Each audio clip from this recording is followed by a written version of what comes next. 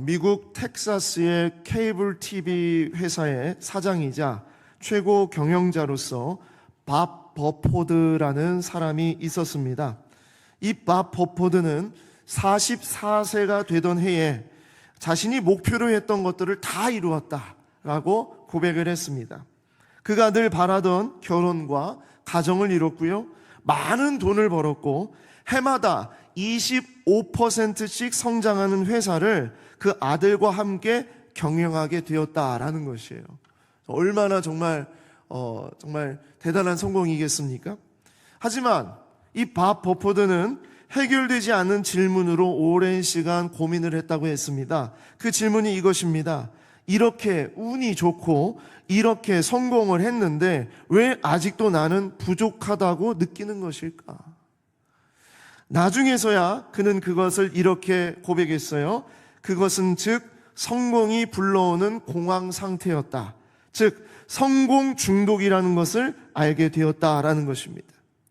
이 밥 버포드는 크리스찬이었지만 성공의 노예로 살아왔다라고 고백을 했습니다.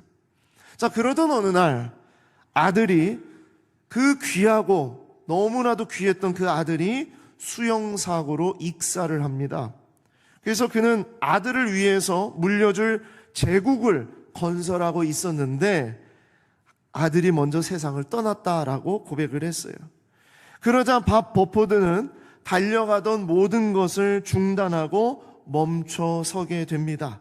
그래서 그는 이 시간을 뭐라고 불렀냐면 중간 휴식, 하프타임이라고 그렇게 말했습니다. 그리고 그곳에서 그는 하나님을 깊이 만나게 됩니다. 자, 그것에 대해서 그는 책에 이렇게 기록을 했습니다. 이때부터 내가 바라는 인생 후반부를 두고 고민이 시작되었다. 나는 단지 이익을 내는 삶이 아니라 진정으로 생산적인 삶을 살아야 한다고 생각했다. 그 생각은 막연했지만 매우 절실했다. 돈을 많이 버는 것도 좋지만 더 나은 세상을 위해 나는 과연 무엇을 남기고 떠날 것인가? 삶에 돈 이상의 것이 있다고 무언가가 내게 말을 해댔다. 나는 내 인생의 계절을 알아채기 시작했고 불길이 지나간 다음 난데없이 세미한 음성이 들려왔다. 나는 스스로에게 물었다. 내가 지금 세미한 속삭임에 귀를 기울이고 있는가? 나의 진정한 목적은 무엇인가? 내 인생을 걸만한 일은, 내 소명은 무엇인가? 모든 것을 가졌다는 말의 진정한 의미는 무엇인가? 정말 잘 살았다고 말할 수 있는 인생은 어떤 것인가? 밥 버포드는 하프타임이라는 이런 조직을 구성을 해서 이후로부터 지금까지 수많은 사람들에게, 그리스도인들에게 전반전 자기의 목숨을 위해서, 자기의 인생을 위해서, 자기의 성공을 위해서 달려왔던 수많은 사람들에게 잠시 멈추고 남은 후반전, 그것이 진짜 인생으로 하나님께 드리는 후반전을 살아가라고 이야기하고 있습니다. 여기서 말하는 인생의 하프타임이라는 것은요, 연령의 하프타임이 아닙니다. 나이의 하프타임을 말하는 것이 아니에요. 저는 우리 교회 앞에 있는 건물 있잖아요. 그 옆에 50 플러스라고 써 있습니다. 참 좋은 말입니다. 100년의 인생을 살아간다고 생각했을 때 50년이 지난 다음에 나머지 50년을 준비하라는 의미로 50 플러스라고 그렇게 이름을 지었어요. 너무나 멋진 말이죠. 그런데 밥 버포드가 말하는 이 하프타임은요, 이런 인생을 가지고 가운데를 딱 나눠서 말하는 그런 하프타임이 아니라 나를 위해서 살았던, 세상의 성공을 위해서 살았던 그런 모든 방향과 기준이 바뀌어져야 할 때를 하프타임이라고 이야기를 합니다. 저는 오늘 본문을 읽으면서 솔로몬이 바로 이 하프타임을 가져야 할 때가 되었다는 것을 보게 되었어요. 그리고 솔로몬은 이 하프타임에 과연 그는 무엇을 선택하고 결정하며 나아가고 있는가, 그것을 여러분과 함께 나누고 싶었습니다. 오늘 솔로몬의 이야기는요, 솔로몬이 왕이 된 지 24년이 지난 때의 이야기입니다. 솔로몬이 몇 살에 등극을 했는지는 정확하게 나오지 않습니다. 그래서 어떤 학자는요 20세에 등극을 했다라고 얘기해요. 그러면 20세에 등극을 했으면 지금은 40대 중반이었을 것이다 보게 되고요. 또 요세푸스와 같은 또 다른 그런 학자들은요 10대 중반 청소년 시절에 이렇게 사춘기 때 등극을 했다라고 얘기도 합니다. 그러면 이제 30대 후반에서 40대를 바라보게 되는 나이대라는 것입니다. 자, 그때 솔로몬은 어땠냐는 겁니다. 아주 한창이었던 솔로몬은 중요한 일을 다 이룰 때였어요. 밥 버포드처럼 밥 버포드가 44세 때 모든 것을 다 이뤘다고 얘기했던 것처럼 솔로몬도 지금 이때는 다 이룬 때입니다. 성전과 왕궁을 완전히 건축했고요. 전무후무한 경제적인 부와 화평의 시대를 맞이하고 있습니다. 하나님은 하나님의 약속대로 솔로몬에게 다 부어주셨어요. 지금 솔로몬의 영향력과 군사력은 초절정, 완전히 극에 달하고 있을 때입니다. 솔로몬은 이미 살아있는 전설입니다. 전 세계가 이스라엘의 중심으로 움직여가고 있고요. 솔로몬의 무역은 지중해와 홍해 이 두 바다를 통해서 유럽과 아프리카와 아시아를 향해서 쭉쭉 뻗어나가고 있습니다. 수많은 나라가 솔로몬과 화친을 맺고자 조공을 바칩니다. 솔로몬의 지혜와 부귀 영화는 이 세상에 누구와도 비교할 수 없는 것이라고 성경에는 말하고 있습니다. 하나님의 약속과 성취는요 뛰어넘습니다. 세상을 뛰어넘습니다. 우리의 생각을 뛰어넘습니다. 얼마나 놀라운 축복을 하나님께서 솔로몬에게 부어주셨는지 그것을 우리는 말씀을 통해서 알 수가 있습니다. 자, 솔로몬이 이룬 업적, 오늘 우리가 읽은 말씀 다시 한번 우리가 보겠습니다. 자, 14절 말씀부터 한번 보겠습니다. 솔로몬의 세입금의 무게가 금 666달란트요 그랬습니다. 세금으로 걷는 금이요. 금만 걷나 봐요. 아무튼 금이 지금부터 이제 등장하게 되는데 10번이나 솔로몬은 금이다가 나옵니다. 자, 666달란트를 1년 동안 세금을 걷어서 걷게 되는데 이걸 우리로 환산하니까 22에서 25톤 가량 됩니다. 톤입니다, 톤. 돈으로 따져보니 2조 원에서 3조 원이 되는 금액이에요. 그것을 세금으로 걷어들였어요. 그 외에 또 상인들과 무역하는 객상과 아라비아의 모든 왕들과 고관들에게서도 가져온지라. 얼마나 많이 가져왔는지 셀 수 없을 정도다라는 겁니다. 솔로몬이 금이 얼마나 많았는지요. 솔로몬 왕이 쳐서 느린 금으로 큰 방패 200개를 만들었는데 매 방패에 든 금이 600세겔이며 우리로 환산했더니 7kg. 방패에다가 7kg이나 되는 금을 발랐다는 겁니다. 또 이것들을 쳐서 느린 금으로 작은 방패를 또 만들었는데 300개 만들었는데 매 방패에 든 금이 3만에 우리로 환산하니 1.7kg. 왕이 이것들을 레바논 나무 궁에 두었더라. 레바논 나무가 뭡니까? 백향목. 이 레바논에서 가져온 백향목으로 만든 나무 궁에다가 두었어요. 이것은 싸우기 위해서 둔 것이 아닙니다. 전쟁의 용도가 아니죠. 전시용, 의전용, 과시용, 자랑력, 권세용. 이걸로 만든 거예요. 왕이 또 상아로 큰 보좌를 만들고 정금으로 입혔으니 팔레스타인 지역에는 코끼리가 없어요. 오늘 아까 우리가 말씀을 읽었습니다만 이 상아들은 다 서바나에서 다 이 지중해의 반대쪽에서 들어온 그런 상아들입니다. 이 상아로 보좌를 만들고 정금으로 입혔어요. 그 보좌에는 6층계가 있고 보좌 뒤에 둥근 머리가 있고 앉는 자리 양쪽에는 팔걸이가 있고 팔걸이 곁에는 사자가 하나씩 서 있으며 12사자가 있어 그 6층계 좌우편에 서 있으니 어느 나라에도 이같이 만든 것이 없었더라. 솔로몬 왕이 마시는 그릇은 다 금이요 레바논 나무의 궁의 그릇들도 다 정금이라. 은 기물이 없으니 왜냐? 솔로몬 시대에 은을 귀히 여기지 아니했다. 대단하죠. 은이 없는 이유가 은을 귀히 여기지 않는 때였기 때문에, 금이 너무나 많았기 때문에.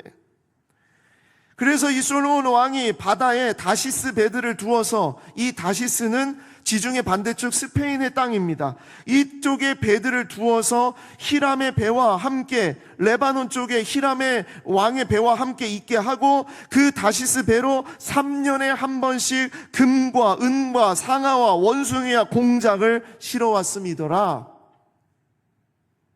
보물선. 그래서 지금도 지중해에서 보물선을 찾는 탐험가들이 있어요. 그런 얘기 뉴스 여러분 들어보셨죠? 실제로 이러한 역사적인 근거, 이 자료를 인해서 이 서바나에서 이 엄청난 양의 이 보물들을 싣고 오는 배가 풍랑을 만나서 지중해에서 좌초됐기 때문에 그런 배를 찾는 사람들이 있습니다. 솔로몬 왕의 재산과 지혜가 세상의 그 어느 왕보다도 큰지라 온 세상 사람들이 다 하나님께서 솔로몬의 마음에 주신 지혜를 들으며 그의 얼굴을 보기 위하여 그들이 각기 예물을 가지고 왔으니 곧 은금과 금그릇과 의복과 갑옷과 향품과 말과 노새라 해마다 그리하였느니라. 점점 부러워지고 있습니까? 그런데다가 솔로몬이 병거와 마병을 모음에 병거가 1400대여, 이것은 당시의 최강의 무기를 말합니다. 이 애굽의 병거는요, 세계 최강이었어요. 이 병거가 1400대여, 마병이 12,000명이라 병거 성에도 두고 예루살렘 왕에게도 두었으며 왕이 예루살렘에서 은을 돌같이 흔하게 하고, 정말 읽고 싶지 않을 정도로 정말 엄청난, 정말 은을 돌같이 흔하게 하고 백향목을 평지에 뽕나무같이 많게 하였더라. 백향목이 나지도 않는데 이 궁궐 안에는 너무나 이 백향목이 가득했다는 거예요. 이 들판에 있는 우리 요즘에 은행나무, 소나무, 이런 가로수, 이런 것보다 백향목이 훨씬 많았다, 이 얘기입니다. 솔로몬의 말들은 애굽에서 들어왔으니 왕의 상인들이 값주고 산 것이며, 애굽에서 들여온 병거는 한 대에 은 600세겔로, 이 병거 한 대가 은이 600세겔인데, 자, 은 600세겔이 얼마냐? 우리로 환산해 보니 한 사람이 7년 동안 일을 했을 때 얻는 싹을 600세겔이에요. 은 600세겔. 자, 그리고 말은 한 필에 150세겔이라 이와 같이 햇사람의 모든 왕과 아람 왕들에게 그것을 되팔기도 하였더라. 다시 너무나 이게 많아서 다시 또 다른 나라에 되팔기도 하였더라. 자, 여러분, 솔로몬 성공했습니까? 안 했습니까? 한번 말씀해 보십시오. 성공했습니까? 안 했습니까? 성공했죠? 예, 이 정도면 이건 세계의 어떤 누구와도 비교할 수 없는 성공 아니겠습니까? 그런데 그의 성공을 다시 또 과시를 해요. 11장에 들어가면 다시 또 과시를 합니다. 이렇습니다. 솔로몬 왕이 바로의 딸 외에 이방의 많은 여인을 사랑하였으니 곧 모압과 암몬과 에돔과 시돈과 헷 여인이라. 왕은 후궁이 700명이요 첩이 300명이라. 정말 읽고 싶지 않을 정도로, 여러분, 이게 엄청난 성공의 과시입니다. 그냥 이건 단순히 솔로몬이 여자의 눈이 팔렸다, 여자를 정욕이 가득했다, 이런 얘기가 아닙니다. 후궁이라는 얘기는요, 히브리어로 보게 되면 이건 비를 말해요. 왕비. 그러니까 이 왕비가 될 수 있는 사람은 어떤 사람들이냐면 일반 평민이 아니라 다른 나라의 다른 지역의 왕의 딸들, 공주들이나 아니면 영주의 딸이나 귀족의 딸들을 말하는 거예요. 이 작은 이스라엘 왕에게 후궁이 700명이라는 것은 그만큼 이 작은 이스라엘 앞에 조공을 바치고 잘 보이려고 했던 나라들이 셀 수 없을 정도로 많았다는 얘기입니다. 거기다가 첩이 300명이에요.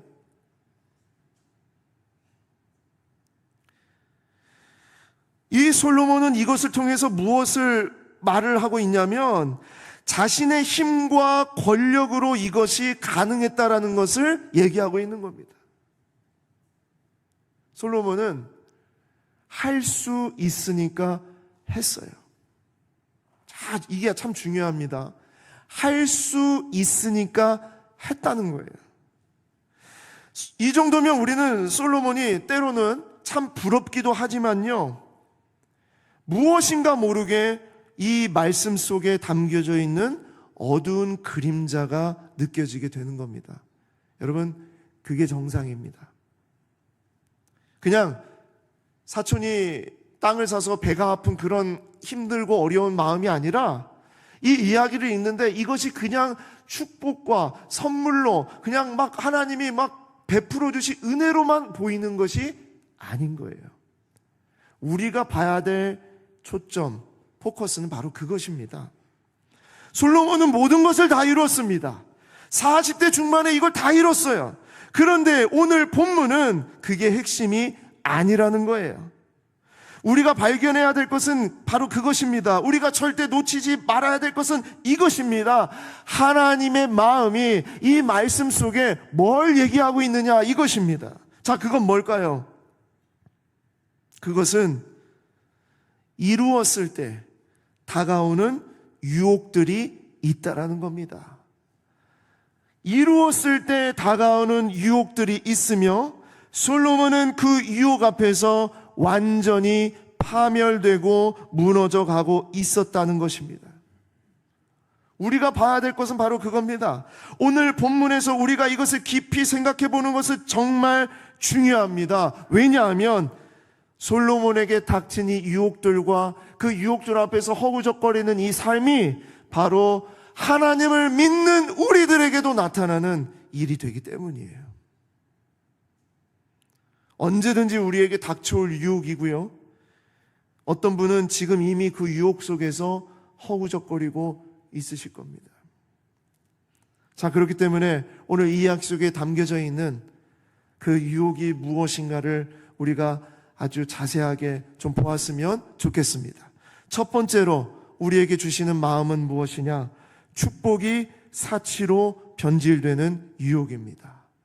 하나님의 축복이 나의 사치로 변질되는 유혹이 있습니다. 나를 향한 하나님의 축복이 내가 원하는 사치로 변질될 수 있습니다. 오늘 본문을 볼 때 제일 많이 등장하는 단어가 있다고 그랬어요. 그게 뭐냐? 솔로몬과 금이에요. 솔로몬과 금. 금이 10번 이상 등장을 합니다. 솔로몬은 이제 금이 아니면 설명되지 않는 인물이 되어버렸어요. 솔로몬이 처음부터 그랬던 것이 아닙니다. 솔로몬은 부귀, 영화, 금과 은과 보석들을 구했던 것이 아닙니다. 솔로몬이 하나님 앞에 구했던 것은 하나님, 정말 하나님의 백성들을 잘 다스릴 수 있는 듣는 마음을 허락하여 주시옵소서. 이게 솔로몬의 간절한 바람이었어요. 그런데 이 솔로몬의 이러한 간절의 바람에 하나님께서 축복을 주시는데, 지혜를 주셨는데, 이 지혜를 통해서 솔로몬은 온 세상의 수많은 사람들의 어려움과 염려와 걱정들을 풀어주면서 그들이 최고로 좋은 것, 가치 있는 것, 그것으로 보답으로 가져왔는데 그것이 바로 금이었거든요.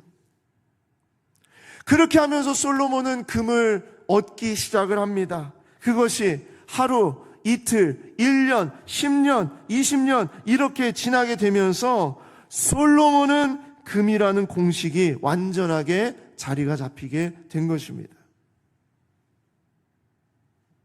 성경은 얼마나 그가 금을 많이 모았는가를 말씀하고 있다고 그랬어요. 열왕기상 10장 14절, 솔로몬의 세입금의 무게가 금 666달란트요. 제일 먼저 말하는 게 금부터 시작을 합니다. 자, 그리고 21절, 솔로몬 왕이 마시는 그릇은 다 금이요, 레바논 나무의 궁의 그릇들도 다 정금이라. 은 기물이 없으니 솔로몬의 시대에 은을 귀히 여기지 아니했다. 은도 너무나도 귀한 그런 보석이었는데 은을 귀히 여기지 아니했다. 자, 열왕기상 10장 16절, 솔로몬 왕이 쳐서 느린 금으로, 금이 얼마나 많았는지 방패를 만들어요. 금에 방패를 씌우는데 그게 금이 600세겔로 만들고 작은 것은 3만 회로 만들었다고 그랬어요. 근데 싸우기 위해서 만든 게 아니에요. 자기의 레바논 나무 궁에 전시하기 위해서, 과시하기 위해서 만든 겁니다. 또 왕이 또 상하로 18절에 보면 상하로 큰 보좌를 만들고 정금으로 입혔으니, 자기의 자리도 다 금으로, 그냥 금빛이 나는 그런 것이 아니고 진짜 정금으로 입혔고요. 어느 나라에서도 20절에 보면 어느 나라에서도 이같이 만든 것이 없었더라. 하나님이 왜 그것에 시선을 두고 계시는지를 아시겠죠? 이 말씀에 담긴 하나님의 시선은 하나님이 주신 축복을 솔로몬은 자신을 위한 사치로 변질시켜 가고 있다는 것을 말하고 있습니다. 어떤 분이 그럴 거예요. 아니, 이게 무슨 사치입니까? 솔로몬이 그만큼 했으니까 하는 거죠. 솔로몬이 그만큼 가지고 있었으니까 하는 거죠. 할 수 있으니까 한 거 아닙니까? 그래, 그게 무슨 잘못이냐 말할 수 있을지 모릅니다. 여러분, 그런데 그것이 바로 다윗과 다른 점이에요. 제가 다윗의 이야기를 하면서 말씀을 드렸는데, 다윗은 할 수 있으나 하지 않았어요. 할 수 있지만 하나님이 원하시지 않는 것이라 하지 않았어요. 그러나 솔로몬은 할 수 있으니 했을 뿐이라는 거예요. 하나님을 믿는 사람은요, 할 수 있으니까 다 하는 게 아닙니다.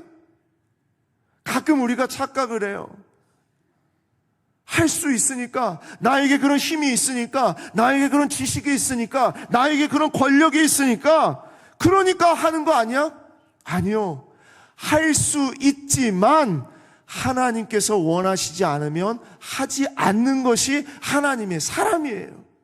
이게 진짜 하나님의 사람이라고요. 그런데 솔로몬은 할 수 있으니까 한 거예요. 사치는 하나님의 중심에서 나 중심으로 무게가 기울어지면서부터 사치는 시작이 됩니다. 내게 주신 축복인데 이 정도는 누릴 수 있지 않아야 하지 않는가 하면서 나를 위해서 누리게 되면 그때부터 나를 위해 금을 모으게 되고요, 나의 자랑이 늘어나게 되고요, 그래서 나를 금으로 치장하게 되는 것입니다. 솔로몬은 처음에 절대 금을 구하지 않았습니다. 솔로몬은 이스라엘 백성을 하나님의 마음으로 잘 다스리고 싶어서 듣는 마음을 구했다고 그랬어요. 그렇기 때문에 솔로몬의 이 듣는 마음, 하나님이 주신 지혜를 가지고 첫 번째로 재판한 게 뭡니까? 창기 두 여자가 서로 자기 아기라고 하면서 이 아기를 데리고 와서 판결해 달라는 내용이 첫 번째로 등장하는 거예요. 그게 뭘 얘기하는지 아십니까? 솔로몬은 위대하고 화려하고 금에 팔려가지고 재판하는 자가 아니라 비천하고 연약하고 아픈 사람들의 이야기를 듣는 왕이었다는 것을 얘기하고 있는 겁니다. 그런데 솔로몬이 어떻게 돼요? 금으로 치장하는 왕으로 변질되고 있는 거예요. 우리는 여기서 정말 아주 중요한 영적인 원리를 발견할 수 있습니다. 하나님께서 주신 축복, 하나님께서 주신 선물을 내 안에서 쌓거나 나를 위해서 고이게 되면 그것은 반드시 변질되게 된다는 거예요. 그러니까 아주 중요한 원리입니다. 하나님은 우리에게 축복을 해주세요. 마음껏 축복해 주시는 하나님이세요. 그런데 하나님이 원하시는 것은 그 축복을 나누는 통로가 되기 원하시는 거예요. 축복을 통로로서 나를 통해서 정말 하나님의 수많은 백성들을 살리고 섬기는 데에 이 축복이 쓰임 받기를 원하시는 거지, 내가 나만을 위해서 내가 쌓고 내가 그것을 내 것으로 만들고 나의 자랑으로 삼는 것, 그것은 변질입니다. 사치하는 겁니다. 내가 축복을 받는 것이 당연하고 나를 향한 선물이 오직 나만을 향한 선물로 욕심을 부리게 되면 그 축복과 선물은 변질됩니다. 이스라엘에게 주신 만나가 그랬습니다. 광야 한가운데서 먹을 것이 없을 때 하나님께서 가득하게 매일마다 주신 것이 뭐예요? 만나였어요. 이 만나는 하나님의 생명이고 축복이었어요. 그런데 이 만나는요, 내일 거, 모레 거 더 많이 가져가야지 하고 더 많이 가져가면 그 만나는 어떻게 되었습니까? 썩었습니다. 썩었어요. 가끔 제가 어느 교회 이야기를 좀 듣습니다. 수많은 교회들의 이야기를 듣는데 그 가운데에서 어떤 교회에서 우리 교회는 정말 성도가 막 성장하고 많아지고 재정이 너무너무 많아가지고 우리 교회는 재정이 흑자야. 날마다 재정 재직회 보고할 때 재정이 막 흑자야. 속으로는 얼마나 또 부러운지 정말 부럽다. 근데 여러분, 너무나 놀라운 이야기가 뭐냐? 흑자를 자랑하고 늘 우리는 넘친다 하는 것을 자랑하는 교회가 얼마 지나지 않아 그 교회는 그 쌓인 물질로 인해서 분란이 일어나고 심지어 교회가 두동강 나는 일들을 보게 됩니다. 정말 아이러니죠. 하나님께서 주시는 축복, 하나님께서 주시는 선물, 하나님이 주시는 그 은혜인데 그것이 자랑으로 되고 그것이 변질이 되면 그것은 사치가 되고 그것은 파멸하게 되는 길이 된다는 거예요. 하나님의 축복은 하나님의 영광을 위해 써야 되는 줄 믿습니다.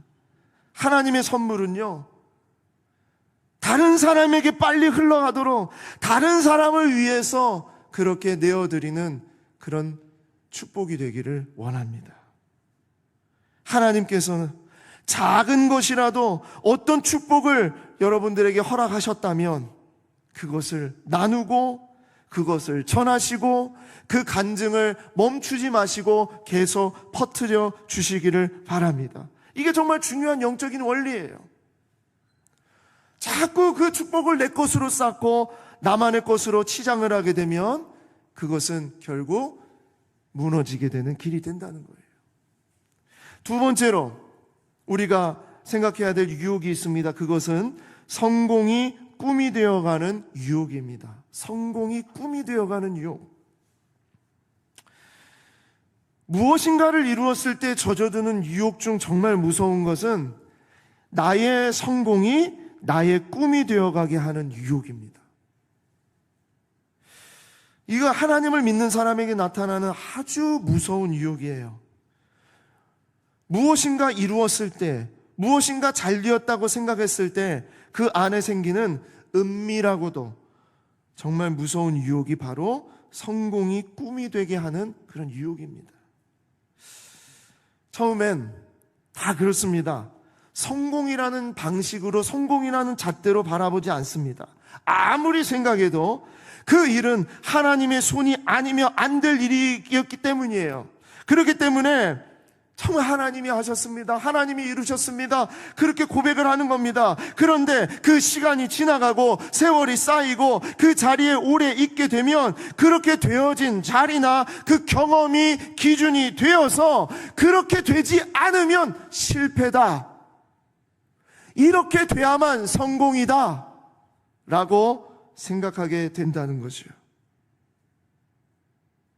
그러다가 어떤 일을 하게 되냐면 그 성공을 지켜내기 위해서 그 어떤 정말 그 자리를 지켜내기 위해서 세상에서 말하는 성공 조건, 성공 방식을 가져다가 그 자리를 지켜내려고 하는 그리스도인들이 나타나게 된다는 것이에요.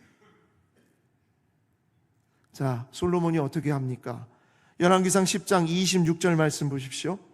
솔로몬이 병거와 마병을 모으매 병거가 1,400대요 마병이 12,000명이라 병거 성에도 두고 예루살렘 왕에게도 두었으며 28절 29절입니다. 솔로몬의 말들은 애굽에서 들여왔으니 왕의 상인들이 값주고 산 것이며 애굽에서 들여온 병거는 한 대에 은 600세겔이요 말은 한 필에 150세겔이라 이와 같이 햇사람의 모든 왕과 아람 왕들에게 그것들을 되팔기도 하였더라.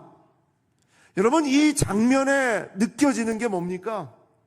솔로몬은 자신의 왕권과 자신의 성공과 자신의 나라를 지키기 위해서 지금 이 행동을 이렇게 하고 있다는 얘기입니다. 솔로몬은 병거와 마병을 모았습니다. 이 말들은 어디서 왔느냐? 애굽에서 왔다고 그랬어요. 이집트, 또 다른 문헌에는 터키 남부에서 데리고 왔어요. 정말 그 당시에 최고의 말들을 가져온 거예요. 그것은 정말 최고의 무기를 말하는 것입니다. 솔로몬은요, 자기의 자리를 굳건하게 지키기 위해서 다윗 때도 없었던 병거성을 만들었어요. 군사 무기를 이렇게 두는 성을 만들었어요. 그러면서 그 성에다가 당대 최고의 무기를 사들인 겁니다. 그리고 더 많은 돈을 모으고자 어떻게 했어요? 되팔기도 하면서 자기의 자리를 굳건하게 세워가고 있는 모습을 보게 됩니다. 그래요. 세상의 성공은 얼마나 많은 황금을 소유했느냐, 그리고 얼마나 강력한 군대를 가졌느냐, 이것에 달려있기 때문입니다. 결국 솔로몬은 세상의 성공 방식으로 자기 나라를 지켜가고자 하는 것입니다. 여러분, 우리에게도 언제든지 이런 유혹, 이런 문제가 우리에게 나타날 수 있다는 것입니다. 하나님을 의지하고 하나님을 바라보고 하나님의 은혜 가운데에서 우리가 정말 축복을 받고 감사를 드리는 그런 자리에 있다가 어느 순간인가 보면 그 자리를 지키기 위해서, 유지하기 위해서 어떻게 하느냐? 세상적인 방식, 세상적인 어떤 잣대, 세상적인 기준을 가지고 와서 그 자리를 지켜내려고 하는 그런 유혹을 받게 된다는 거예요. 미국의 유명한 복음주의 작가가 있어요. 맥스 루케이도라는 복음주의 작가가 있습니다. You are special. 어린 아이들이 늘 이 영상으로도 봤고요, 그 책으로도 봤어요. You are special. 이 책을 지은 작가입니다. 정말 전 세계적으로 유명한 복음주의 작가이자 목사님이에요. 이분은 자신의 신간에서, 최근에 나온 책에서 자기가 과거에 한창 잘 나갔을 때 술에 의존했던 때가 있었다고 고백을 했습니다. 책에 이렇게 적었어요. 직원들도 교회도 나를 필요로 했다. 출판사는 나를 믿고 있었다. 전 세계가 나를 바라보고 있었다. 와, 얼마나 전 세계가 나를 바라보고 있었다. 사역의 압박이 커짐에 따라 마을 반대편으로 가서 비밀리에 맥주를 샀다. 그래서 자연스럽게 술을 마시게 됐다. 편의점에서 흔히 볼 수 있는 맥주 큰 캔을 사서 자루에 숨겨서 아무도 보지 못하게 했다. 내가 그런 사람이었다. 눈에 띄지 않기 위해 내가 선택한 가게는 도시 반대편에 있었다. 그리고 차에 앉아서 자루에서 캔을 꺼내고 1시간 동안 들이켰다. 그날의 가혹한 요구를 피하는 것이 미국의 목사가 미쳐가는 자신의 세상을 대처하는 방법으로 술을 의지했다는 거예요.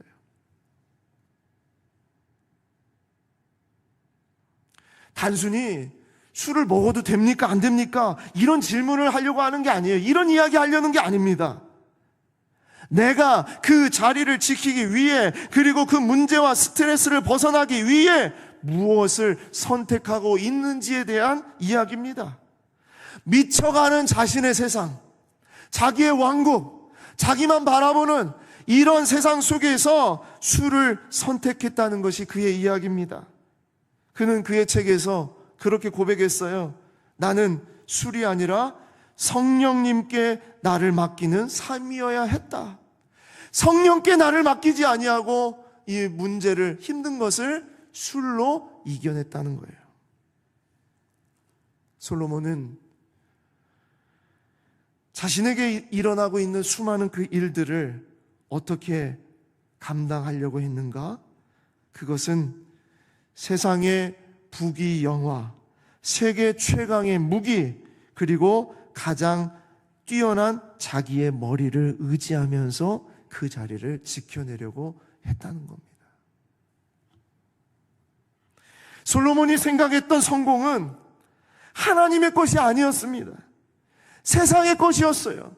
자기가 지켜내고자 했던 그 성공은 세상의 것이었습니다. 그래서 그 결과 나중에 열왕기상 12장에 나타납니다만, 솔로몬은 이런 성공 방식으로 말미암아 사람들의 마음을 아프게 하고 사람들의 마음에 쌓여진 분노를 통해서 결국 이 이스라엘은 두 나라로 두 동강이 되는 정말 그런 일을 보게 됩니다. 이 세상의 것이 꿈이 되면 반드시 폭발합니다. 내가 경험한 것이 꿈이 되고 그것이 성공 중심이 되어지면 그것은 파멸입니다. 무너집니다. 겉은 계속 성공하는 것처럼 보일 수 있습니다. 그러나 그 성공이 파멸을 가속화할 것입니다. 세상의 꿈은 그렇습니다. 세상의 성공은요, 계속 비교하게 만들고 사람들을 무시하게 만들고 끝도 없는 욕망을 추구하게 만들기 때문이에요. 이것이 성공이 꿈이 되게 하는 유혹의 정말 무서운 점입니다. 그래서 여러분, 우리의 꿈은 성공이 아니라 오직 하나님이시기를 소망합니다. 우리의 꿈은 하나님이어야 돼요. 맥스 루케이도 목사님처럼 성령이 우리의 꿈이기를 원해야 됩니다. 영원히 목마르지도 않고 늘 새로운 생명력을 품을 수 있는 꿈, 이룬 것이 없고 실패한 것 같고 나이가 들어서 아무런 소망이 없는 것 같은 그때에도 붙잡을 수 있는 꿈, 그것은 하나님을 붙잡는 겁니다. 진짜 성공을 말하자면 하나님을 붙잡는 것이 진짜 성공입니다. 정말 성공입니다.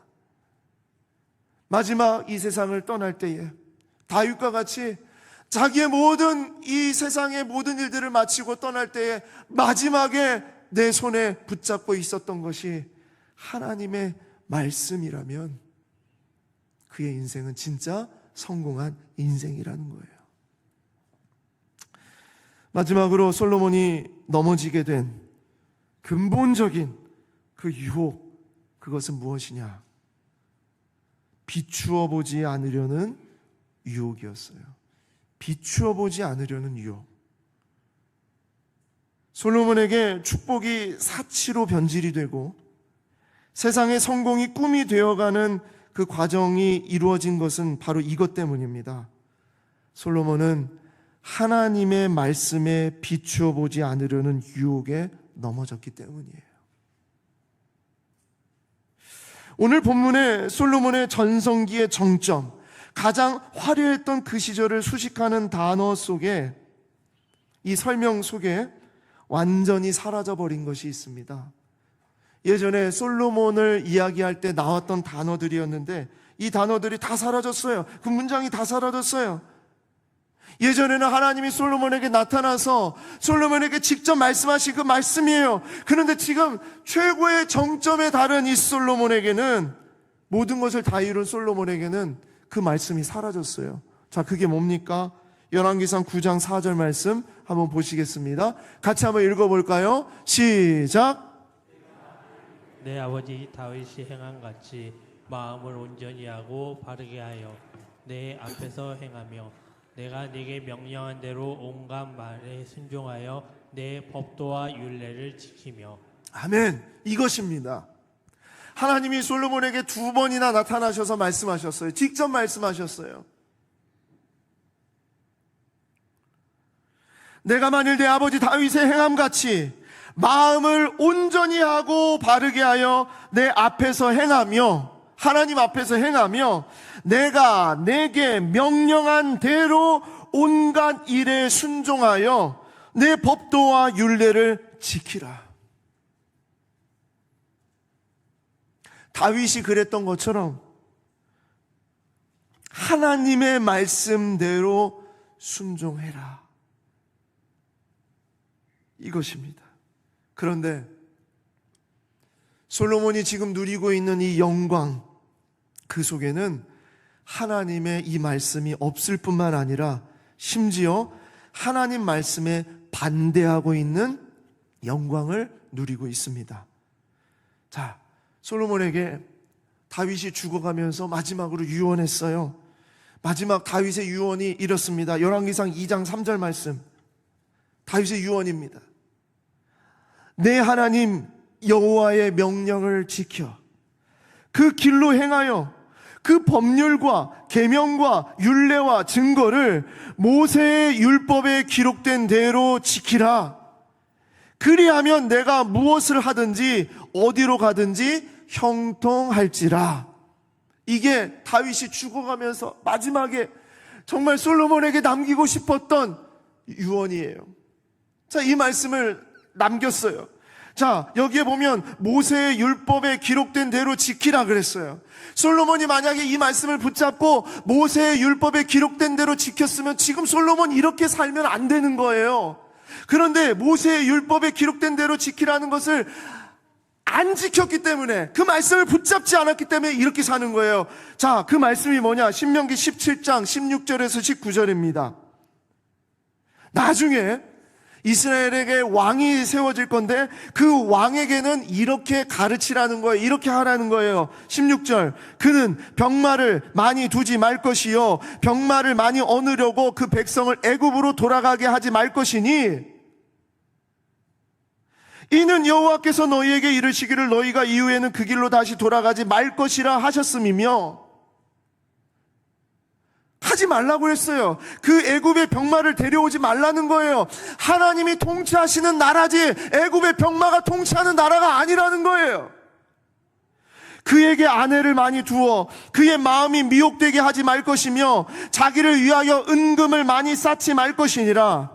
그가 왕위에 오르거든 이 율법서의 등사본을 레위 사람 제사장 앞에서 책에 기록하여 평생에 왕 자기 옆에 두고 읽어서 그의 하나님 여호와 경외하기를 배우며 이 율법의 모든 말과 이 규례를 지켜 행할 것이라.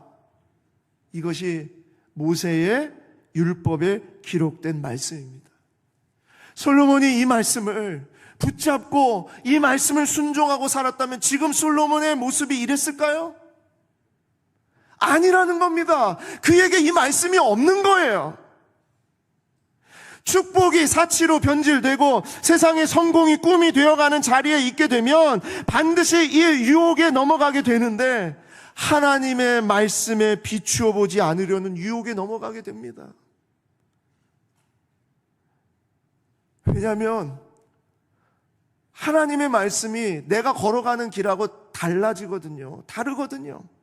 내가 원하는 욕망과 내가 원하는 성공과 내가 원하는 세상적인 기준이 있는데 하나님의 말씀을 보게 되면 자꾸 채찍을 하거든요. 귀찮은 거예요. 듣고 싶지 않은 거예요. 하나님의 말씀에 비추어 보지 않으려는 유혹에 빠지는 겁니다. 그래서 예수님은 이렇게 말씀하셨습니다. 마태복음 6장 29절, 그러나 내가 너희에게 말하노니 솔로몬의 모든 영광으로도 입은 것이 이 꽃 하나만 갖지 못하였느니라. 솔로몬이 수많은 영광을 누리고 정말 전 세계의 많은 사람들이 그렇게 우러러보는 부러워하는 그런 왕의 자리에 있었을지 모르나 하나님의 눈에는 여기 피어있는 들판에 피어있는 이 작은 꽃 하나만도 갖지 못했다. 왜요? 이 작은 꽃이, 들풀이 무엇이길래 예수님은 그렇게 말씀하셨을까요? 들풀은 하나님의 말씀대로 순종해서 자라나고 꽃을 피우고 열매를 맺고 다시 또 죽고 하나님의 말씀대로 살아가기 때문이라는 거예요. 있어야 할 자리에 있고 날씨와 계절에 따라서 자라나면서 그저 하나님이 지으신 대로 순종하며 사는 것이 들풀입니다. 이런 정말 식물들이에요. 그래서 하나님이 그토록 이 식물들을 그렇게 입히고 돌보신다는 겁니다. 그러나 솔로몬은 그렇지 않았다는 겁니다. 밥 버포드가 하프타임에서 정말 중요하게 여기는 후반전에 대한 준비, 그것은요, 나를 향한 세미한 음성을 듣는 것이라고 그랬어요. 하나님의 말씀이죠. 나를 향한 세미한 음성을 듣는 시간을 갖는 것이 진짜 중요한 하프타임이라는 거예요. 내면을 향한 하나님의 말씀을 듣는 것이 가장 중요한 준비라는 것입니다. 인생의 후반전을 살아갈 가장 중요한 준비, 그것은 내 내면에 들리게 하시는 하나님의 말씀을 붙잡는 것. 이 말씀을 듣게 되면 세속적인 성공 중심에서 삶의 의미의 중심으로 인생이 바뀌어진다.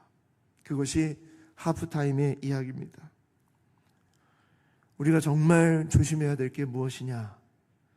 그냥 보면 좋아 보이는 것들, 그냥 보면 좋아 보이는 것들, 정말 우리 조심해야 됩니다. 그냥 봤을 때 좋아 보이는 거 아니요. 말씀에 비추어서 좋아 보이는 것이 진짜 좋은 것입니다. 히브리서 4장 12절 말씀, 하나님의 말씀은 살아있고 활력이 있어 좌우의 날선 어떤 검보다도 예리하여 혼과 영과 및 관절과 골수를 찔러 쪼개기까지 하며 또 마음의 생각과 뜻을 판단하나니. 하나님의 말씀은 살아있어요. 하나님의 말씀은 어떤 검보다도 예리해서 나의 혼과 영과 관절과 골수를 찔러 쪼개기까지, 나의 속에 있는 모든 염려와 걱정, 또 모든 생각들을 다 하나님이 이 말씀으로 만지신다는 거예요. 마음의 생각과 뜻을 판단하시는 하나님, 말씀이 그렇다는 겁니다. 베드로전서 1장 24절 25절, 그러므로 모든 육체는 풀과 같고 그 모든 영광은 풀의 꽃과 같으니 풀은 마르고 꽃은 떨어지되 오직 주의 말씀은 세세토록 있도다. 한때 우리가 생각했던 영광, 한때 우리가 바라봤던 성공, 한때 우리가 추구했던 세상적인 어떤 그 자리, 그것은요 다 사라진다. 그러나 주의 말씀은 세세토록 있도다 하였으니 너희에게 전한 복음이 곧 이 말씀이라. 이 말씀이라. 사랑하는 성도 여러분, 그냥 보면 좋아 보이나 말씀에 비추어 보면 달리 보이는 것을 여러분 늘 추구하시기를 바랍니다. 비추어 보지 않으려는 유혹과 싸우는 애씀이 있어야 됩니다.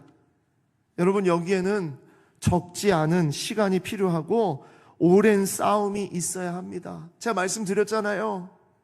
하나님의 역사를 충동적으로 받는 것, 어떤 순간적으로 받는 하나님의 역사, 막 내가 주를 위해서 내 인생을 바치겠다, 내 수련회에 가서 주님을 만났다, 막 주님의 십자가를 보았다, 그런 역사로 하나님이 우리를 만나 주시지만 우리의 육신은 여전히 세상적으로 육체의 정욕을 따라가는 그 유혹에 휩싸여 있기 때문에 날마다 그 주님을 의지하고 그 말씀을 의지하고 그렇게 싸워 나아가는 그런 삶이 우리 가운데 있는 것, 그것이 진짜 거룩한 하나님의 자녀라라는 것이죠. 의지적으로 말씀을 붙잡지 않으면 말씀은 반드시 멀리 떠나갑니다. 기억하십시오. 길가에 뿌려진 씨, 가시밭에 뿌려진 씨, 돌짝밭에 뿌려진 씨, 그게 무엇을 얘기합니까? 그 씨가 온전하게 뿌리 내리는 그런 마음으로 그렇게 그 말씀을 받지 않으면 언제든지 그것은 다 빼앗긴다는 얘기입니다. 그 씨는 다 사라져 버립니다. 사랑하는 여러분, 목사인 저도요, 우리 교육자들이 매일 새벽마다 새벽 기도 때 뭐라고 이야기를 합니까? 말씀을 드립니까? 매일 성경, 매일 기도, 매일 찬양. 정말 우리 이렇게 살아가자고, 오늘 하루도 그렇게 살자고 얘기하잖아요. 우리들도 서로 물어요. 교육자들끼리. 정말 우리가 정말 하나님 말씀 붙잡고 삽니까? 제 자신에게도 늘 질문합니다. 치열해야 됩니다.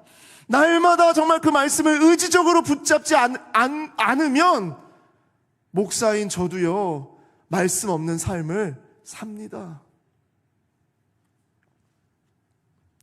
우리가 지금 1:1 제자 양육 진행 중에 있는데 1:1 제자 양육 속에 성경을 붙잡는 5가지 방법을 나눠요. 어떻게 해서든지 성경을 붙잡고 성경을 사랑하고 성경을 의지하도록 그렇게 나누는 내용이 있는데 그 5가지가 뭐냐? 듣기, 읽기, 암송, 연구, 묵상. 자, 우리 같이 한번 읽어볼까요? 시작! 듣기, 읽기, 암송, 연구, 묵상. 치열하게 하나님의 말씀을 어떻게 해서든지 붙잡으려고 하는 그런 의지로 신앙의 선배들이 듣기, 읽기, 암송, 연구, 묵상이라는 것을 가르쳐줬어요. 성경을 그렇게 붙잡아야 된다. 그래서 이 1:1 제자 양육 때는 실제로 성경을 이렇게 잡는 이런 것까지 다 가르쳐드려요. 5가지로 성경을 붙잡아야 된다. 하나님을 사랑하는 방법은요, 하나님을 사랑한다고 말하면서 하나님을 정말 사랑하는 그 방법은요, 하나님의 말씀을 이렇게 붙잡는 것이 진짜 하나님을 사랑하는 겁니다. 비추어 보지 않으려는 유혹이 늘 우리에게 있다는 것을 기억하시고 하나님의 말씀으로 내 삶과 직장과 자녀들과 가족과 모든 영역들을 비춰보는 여러분과 제가 되기를 소망합니다. 말씀을 맺겠습니다. 우리는 아이들을 키우면서 깨닫게 되는 많은 진리가 있어요. 아이를 키우게 되니까 알게 되는 것들이 있어요. 그 가운데서 정말 저는 늘 정말 깨닫게 되는 것, 그것은 선물보다 더 중요한 것은 그 선물을 주시는 분이라는 거예요. 결코 선물을 주시는 분보다 클 수도 없고 더 중요해지어서는 안 된다는 것이죠. 아이들이 엄마 아빠 선물 사주세요, 이거 사주세요, 이 장난감 사주세요, 그렇게 땡깡을 부리고 그렇게 땡깡을 부려서 그래서 그래 너한테 이거 사줄게 하고 사줬는데 아이는 그 선물에 파묻혀서 그 다음에 불러도 오지도 않고 말도 듣지도 않고 부모님보다 그 선물이 더 좋을 때가 있어요.